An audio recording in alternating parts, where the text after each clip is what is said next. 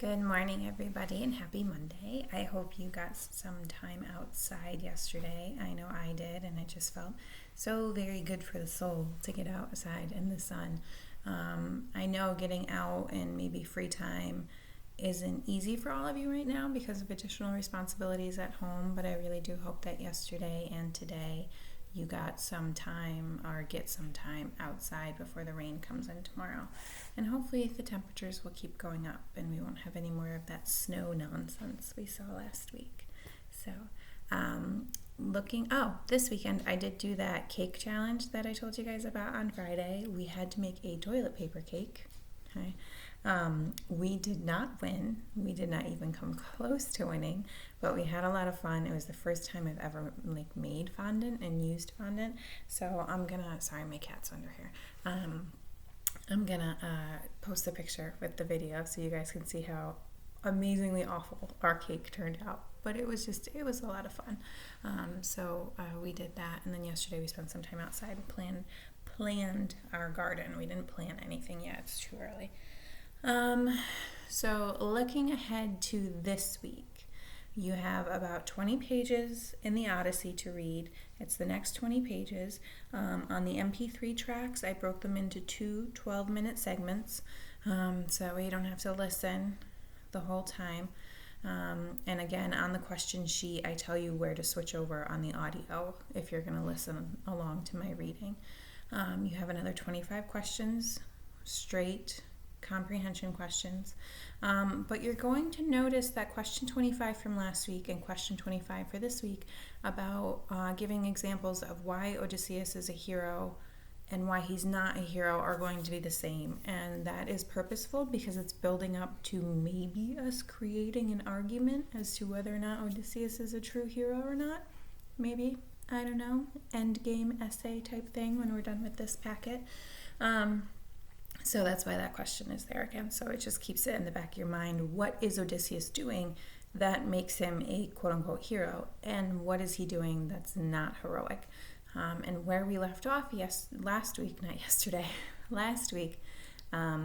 he got his men safely away from the Cyclops. They blinded the Cyclops, hid under the sheep, got on the boat, are rowing away, are safe distance away, and he decides to shout back at Polyphemus, the Cyclops.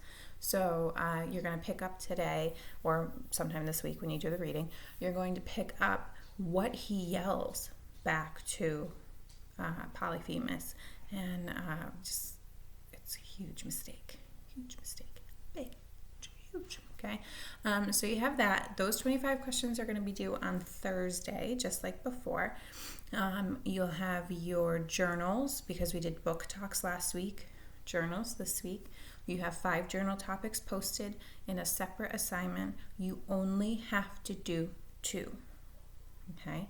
So I'm telling you now, you only have to do 2. It's in the directions, you only have to do 2. And when you click on the assignment, it says you only have to do 2. Okay? So if you do all 5, that's great. I'm only going to grade 2 of them. Okay? So only do 2. I think that's all I have for right now. As always, if you have questions when you start the reading, feel free to email me, reach out to me. We do have our 9th grade team meeting this week, or this morning actually, at 10:30. See, I haven't had my coffee yet. At 10:30, and we'll be talking about grades and stuff because we have to hand in our grades tomorrow. So if you get an incomplete on your report card, which is not going to be a lot of you, but if you get an incomplete, you're going to have until May 15th. That's the deadline we talked about last week to make up all the work. And off the top of my head, I can only think of maybe 5 of you who are getting that based on different reasons. But for the most part, you guys have been doing really awesome adjusting and getting your work done. Because I know this isn't ideal and this isn't what we planned, but you guys are doing great and work-wise, and I'm super, super proud of you. And I definitely miss you. So before I sign off for the day, because I have to go pick up my daughter's work from her school and still have my coffee. I need my coffee. Before my meeting, I have my poem of the day. I really want to share with you guys my absolute favorite poem, which is called The Lady of Shalott by Alfred Lord Tennyson. I don't know why it's my favorite poem. I think it's because it actually tells a story. There's like a rhyme scheme and imagery, and there's a story, but it's 5 parts long. So it is a longer story or a longer poem. So I'm going to hold off on that. I'm going back to Nikita Gill's Fierce Fairy Tales for today. And this one is super short. And one of the reasons I picked this one too is because poetry and art kind of go hand in hand.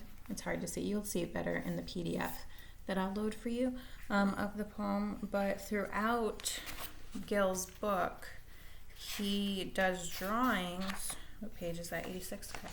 So he does drawings to go along with his poems, which I think is really cool because I know some of you are so super artistic. So even if you don't, like, you could collaborate. Like, one of your friends writes a poem and then you illustrate it, or you do both because you guys are rock stars and amazing. So that's like, this one is called Rapunzel, and you can tell by the format that it's more paragraphs than stanzas, but they drew her tower. And then the one I'm going to read today is super short in stanzas, and it has these drawings. So I just thought that was something cool to share, to know that poetry isn't just locked in a box of form and structure, and that there's it can be so much. And if we were in class and I had your parents' permission, I would show you Dead Poets Society, which is a phenomenal movie. Maybe I can post a clip to it or something. I'll do that later this week. I'll try and find a really good clip that's appropriate that I can show to you guys because it is rated R for certain content. But it's a phenomenal movie about a teacher trying to get his students to engage in poetry. But there's a lot of outside factors, which is why it's rated R. So, but poetry is just not one form. It's not just one thing, cookie cutter. It's a million different things, and it's amazing. So, today's poem, as we continue through National Poetry Month, is Rapunzel's Note Left for Mother Gothel by Nikita Gill. Okay. Loving in moderation and with hidden intentions is like showing outstretched palms just that hold mere crumbs of your heart, while jealousy demanding someone's full heart in return for your crumbs. If you cannot love someone completely, it's better and kinder not to love them at all, instead of giving someone else crumbs that make them feel small. So, super short. And then they see you got the outstretched palms with crumbs for them to share with the birds. So I thought this one was cool. I thought the artwork was cool to it. Yeah, it's a cool book. There's the moon dragon. It's cool. For my artists out there, I'd love, if we were in class, I would love to see some of your artistic representations of poems. Maybe I'll build something in next week for you. Because next week's the end of National Poetry Month. I'll have to think, like Pooh Bear. Think. So, yeah, if you guys need me, give me a shout. I'll do a Google Meet tomorrow at 10 a.m., so I'll post that tomorrow. I know the reading is more than it was last week. Next week it's going to be more too, so we can finish on time even though we're not in school. But I think you guys got this. So if you need me, reach out. That's what I'm here for. And hopefully I'll talk to some of you this week. And I hope you guys have a great day. Try and get outside, even if it's a little walk. Sit and read, get some fresh air. Fresh air and sunshine is good for the soul. So have a great one. I miss you. I love you. And I'll talk to you later.